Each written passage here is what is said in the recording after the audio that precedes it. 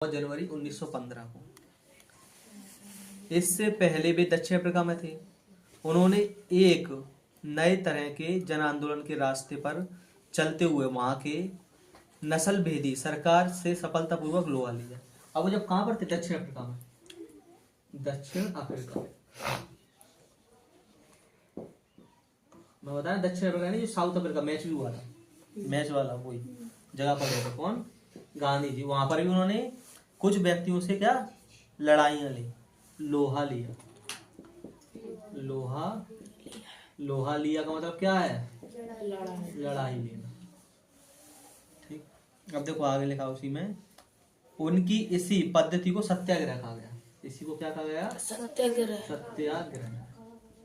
सत्याग्रह का मतलब क्या? सत्य के लिए आग्रह करना।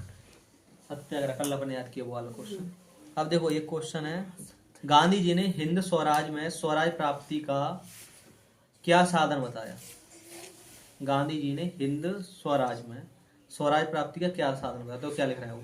महात्मा गांधी ने कहा कि भारत में ब्रिटिश शासन भारतीयों के सहयोग के कारण ही चल रहा है।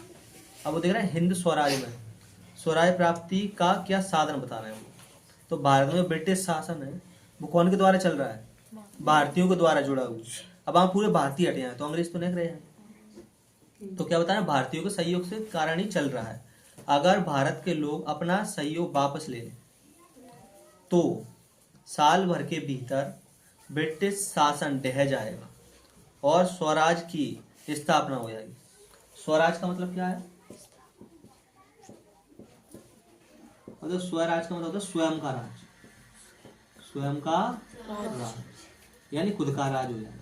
कब हो जाएगा? जब कुछ भारतीय हैं वो उनसे अपना संबंध तोड़ लें अंग्रेजों से, तो कौन का राज हो जाएगा? खुद भारतीयों का स्वयं का राज हो जाएगा।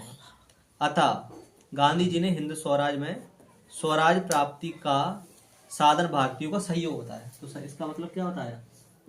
भारतीयों का सहयोग मिलेगा। तब लेकिन हुआ कब ये? भारतीयों के सहयोग से कर पाएंगे। अब एक क्वेश्चन और बचा बड़ा।